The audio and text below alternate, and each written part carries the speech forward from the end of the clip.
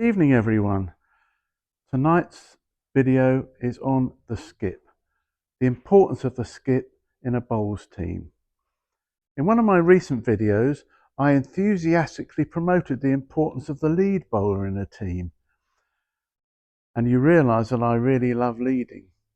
But the skip is the most important member of any bowls team.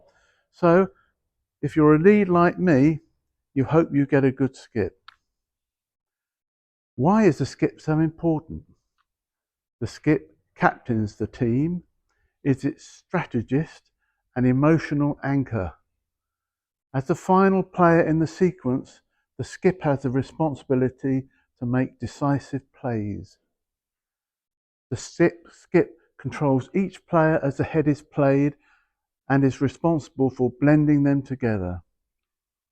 The skip should be able to make the team play better than the sum of its individual players, not worse. Here in more detail is what the skip's role is. They make the strategic decisions. They assess the state of play, taking into account the opponent's strengths and weaknesses, and take action accordingly. For example, does the opposition like short or long jacks?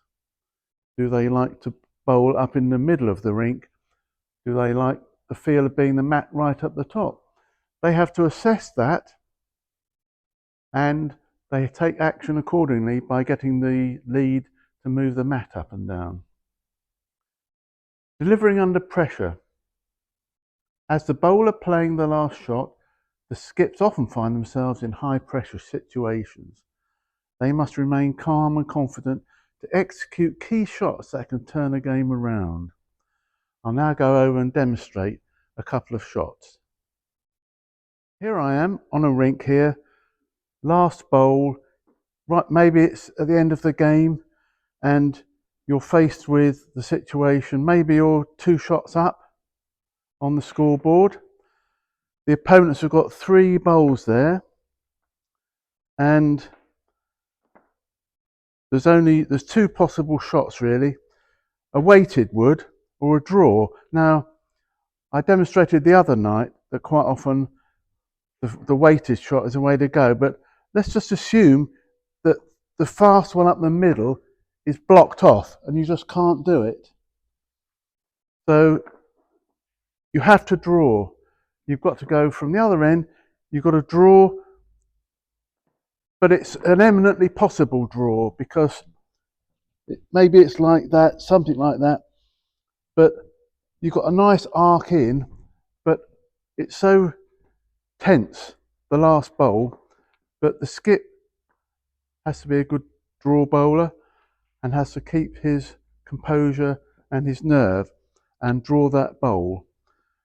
That's one scenario. Another scenario is a takeout shot, which I showed when I did my firing video 3 days ago, and it goes something like this, where let's say, so this bowl is stopping us. That red bowl is stopping us get a big number, and you've got to take it out. So you've got to fire that bowl off to take it out. So it doesn't look like it, but these bowls are just wider than that one. Again, your skip has got to be a spot on. He's got to be able to fire that bowl off clean, that red bowl clean.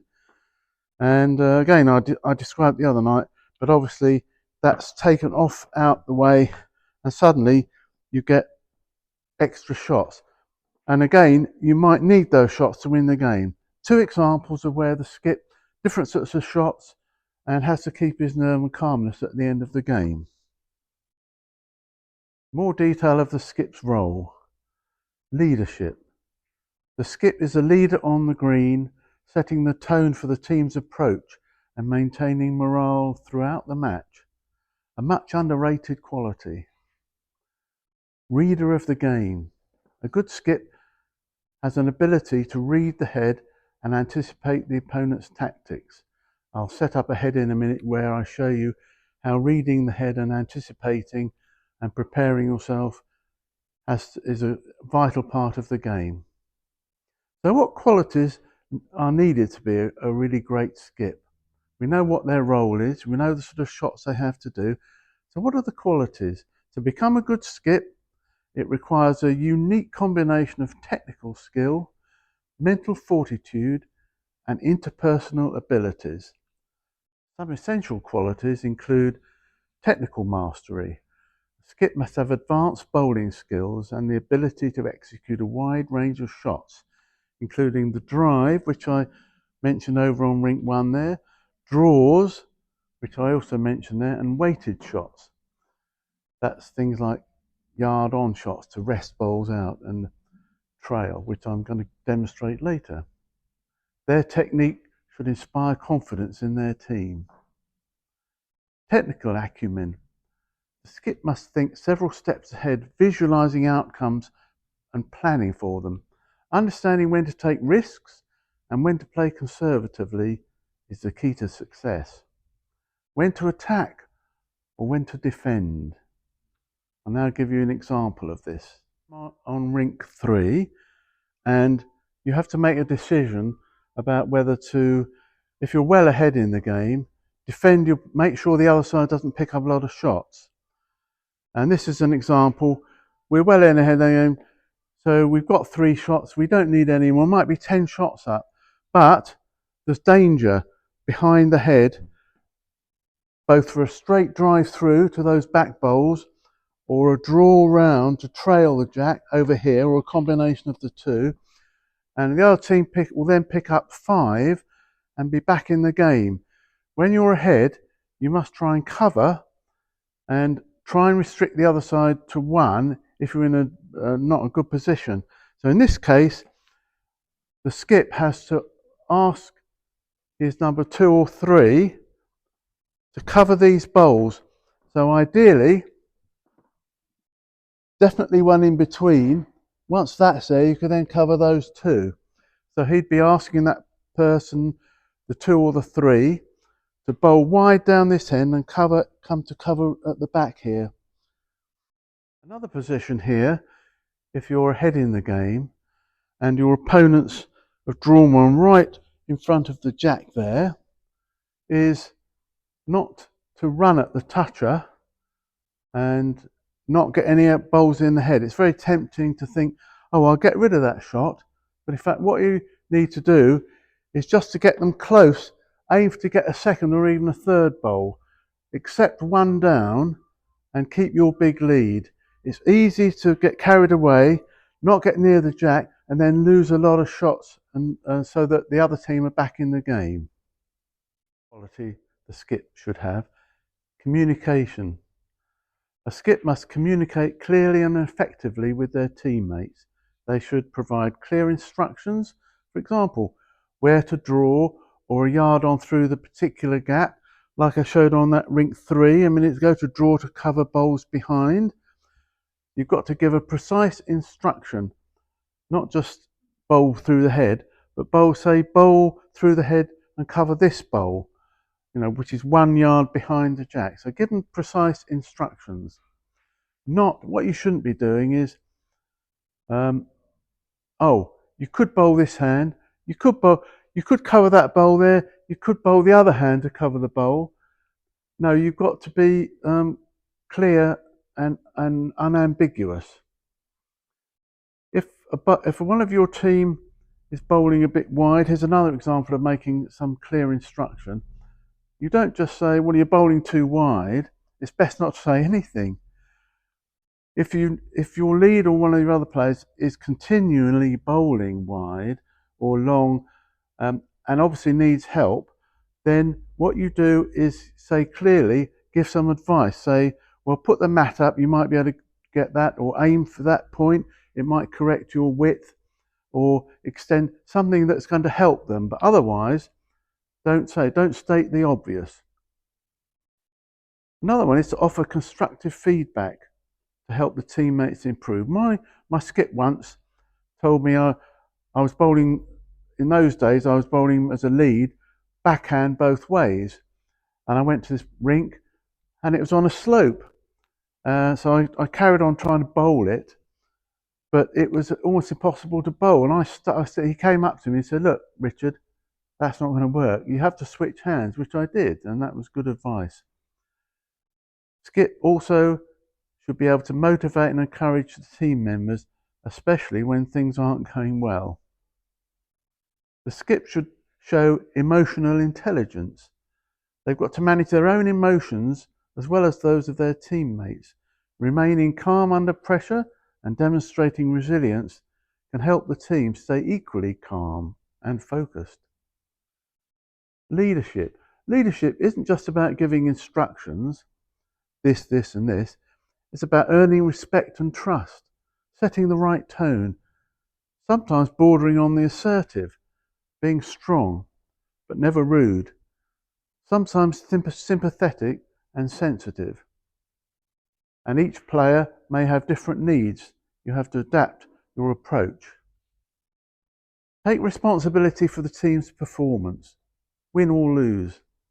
It's quite common to hear skips complain they have got nothing in the head, but their teammates sadly know that already, so they don't need to be told, just makes them feel worse. Lead by example, showing dedication and sportsmanship. I'm concluding this video by giving my own perspective as a lead of what I looked for in a skip. What were the attributes of the best skip I ever played with? These are those. He knew when to talk and when to keep quiet. He knew when to push or when to ease off. He knew what each member of the team was capable of and played to their strengths. For example, he knew I could fire well, and he knew our number 2 was an excellent yard-on shot player. He realised early in the head when things were going wrong, and he put in corrective action. I didn't see it myself always. He had a feeling that things were going wrong, the head was going the wrong way, and if we carried on down the route, we were going to be in big trouble. So he took decisive action early in the head. He was a bit of an extrovert, a larger-than-life character, but he inspired us. We loved him. He had boldness and positivity. He attacked when perhaps others would be more conservative. Players would say how lucky he was with the results of his yard-on or takeout shots, but they were based on his skill and experience. He had a mastery of all types of shots and was able to play them at will in the right circumstances and under pressure. If I had to choose one quality in a skip, what would it be? I was very competitive in my younger days and wanted to win. Not in an unsportsmanlike way, I hope. I would always choose a skip that had the mastery of all shots, can play them under pressure. That was the most important thing for me. I could forget about the other shortcomings as long as we won. But luckily, in most of my play, I had good skips.